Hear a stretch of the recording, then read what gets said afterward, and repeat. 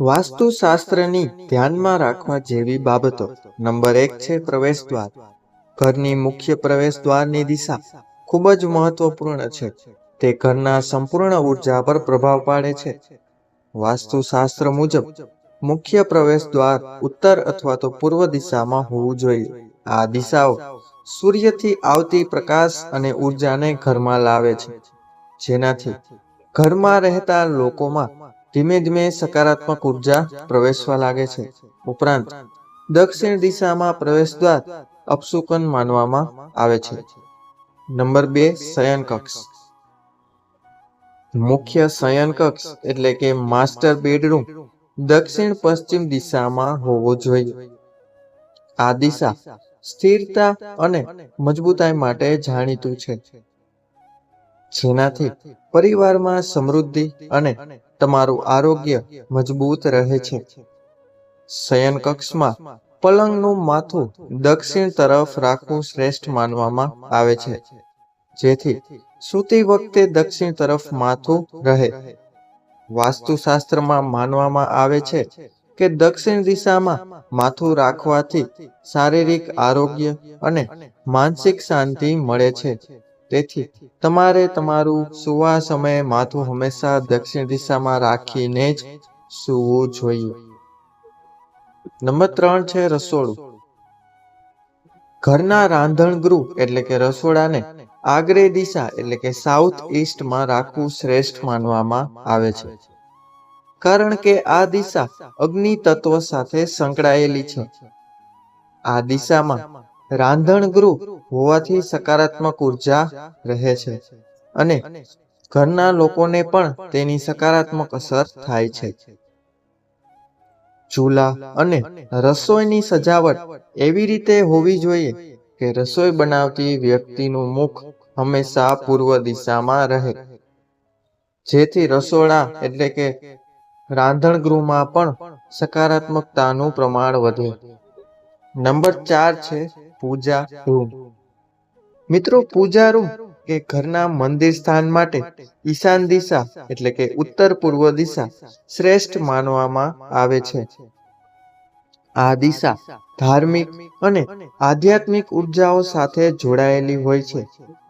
આ દિશામાં પૂજા કરવાથી ઘરમાં શાંતિ અને સુખ મળે છે. પૂજા કરતી વખતે તમારું મોઢું ઉત્તર કે પૂર્વ દિશામાં રાખવું જોઈએ. નંબર 5 જોઈએ બાથરૂમ અને ટોયલેટ. બાથરૂમ અને ટોયલેટને ઘરમાં મુખ્ય પ્રવેશ દ્વારથી ખૂબ દૂર રાખવું જોઈએ અને તે દક્ષિણ પશ્ચિમ અથવા પશ્ચિમ દિશામાં હોવું શ્રેષ્ઠ માનવામાં આવે છે.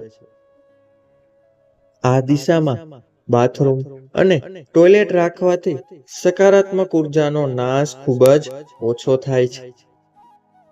બાથરૂમમાં વાસ્તુ મુજબ દરવાજો હંમેશા બંધ રાખવો જોઈએ.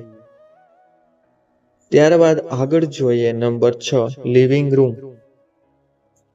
લિવિંગ રૂમ એટલે કે બેઠક ખંડ માટે ઉત્તમ દિશા એટલે કે ઉત્તર પૂર્વ છે. આ દિશામાં લિવિંગ રૂમ રાખવાથી ઘરના લોકોમાં સકારાત્મકતા અને ઉર્જા ભરાય છે અને મહેમાનોમાં આદર અને સન્માનની લાગણી જન્મે છે. મિત્રો, લિવિંગ રૂમમાં ફર્નિચર અને વસ્ત્રોની રચના અને સજાવટ એવી રીતે કરવી કે જ્યાંથી સૂર્યપ્રકાશ અને તાજી હવા લિવિંગ રૂમમાં યોગ્ય રીતે આવે.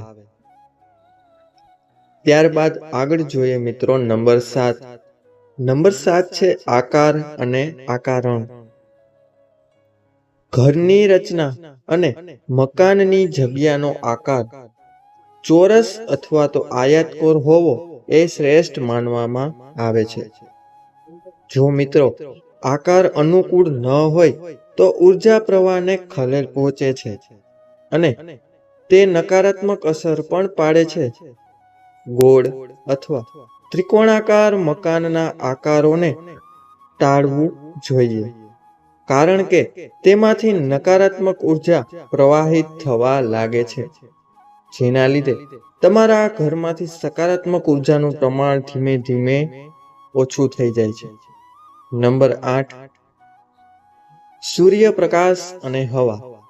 વાસ્તુશાસ્ત્રમાં સૂર્યપ્રકાશ અને હવાને સારા આરોગ્ય અને સમૃદ્ધિ માટે ખૂબ મહત્વ આપવામાં આવ્યું છે. ઘરનું ઉત્તર અને પૂર્વ દિશામાં વધુ વિન્ડોઝ એટલે કે હવા બારી હોવી જોઈએ, જેથી સૂર્યપ્રકાશ અને તાજી હવાની પૂર્તિ મેળવી શકાય. સૂર્યપ્રકાશ સૂક્ષ્મ જંતુઓનો નાશ કરે છે અને સાથે સાથે તે ઘરમાં સકારાત્મક ઉર્જા પણ ફેલાવે છે. નંબર 9, જળ અને ફાઉન્ટેન. મિત્રો, ઘરમાં પાણીના સ્ત્રોત જેમ કે ફાઉન્ટેન, એક્વેરિયમ અથવા ઝરણા જેવા ભાગો માટે ઉત્તમ દિશા ઉત્તર દિશા શ્રેષ્ઠ માનવામાં આવે છે. આ દિશામાં પાણીના સ્ત્રોત રાખવાથી ઘરમાં સમૃદ્ધિ અને ધનની વૃદ્ધિ થવા લાગે છે. પાણીની ઉર્જા પૈસા અને ધનલક્ષ્મી માટે ખૂબ જ શુભ પ્રભાવ પાડે છે. ત્યારબાદ મિત્રો આગળ જોઈએ નંબર 10, ફર્નિચર અને સજાવટ. મિત્રો, તમારા ઘરમાં ફર્નિચર અને સજાવટ કઈ રીતે હોવી જોઈએ? ફર્નિચર મિત્રો તમારે એવી રીતે ગોઠવવું જોઈએ કે તે ગોઠવણી વાસ્તુ મુજબ તમારા ઘરમાં સકારાત્મક ઉર્જાનો પ્રવાહ ચાલુ રાખે. એટલે કે ભારે ફર્નિચર જેમ કે ડ્રેસિંગ ટેબલ, કબાટ અને બેડ દક્ષિણ પશ્ચિમ દિશામાં હોવા જોઈએ. લાઇટ ફર્નિચર, ચેર, ટેબલ આ બધી વસ્તુઓ ઉત્તર અથવા તો પૂર્વ દિશામાં હોવું શ્રેષ્ઠ માનવામાં આવે છે. મિત્રો, આ આપણે જોયું કે આપણે કઈ કઈ બાબતોનું વાસ્તુના નિયમોનું એટલે કે સિદ્ધાંતોનું પાલન કરવું જોઈએ. મિત્રો, હવે વાસ્તુમાં લગતી અન્ય ખાસ બાબતો વિશે જાણીએ. તો મિત્રો, ઘરના મુખ્ય પ્રવેશ દ્વારની સામે કચરો જમા ન થવો જોઈએ અને મુખ્ય દરવાજા પર જડેલા દીપક કે સાંજવા શુભ માનવામાં આવે છે. મિત્રો, ઘરમાં સફાઈ અને વ્યવસ્થા જાળવી રાખવી ખૂબ જ મહત્વપૂર્ણ આવે છે, કારણ કે જ્યાં ગંદકી હોય છે ત્યાં માં લક્ષ્મીનું આગમન થતું નથી.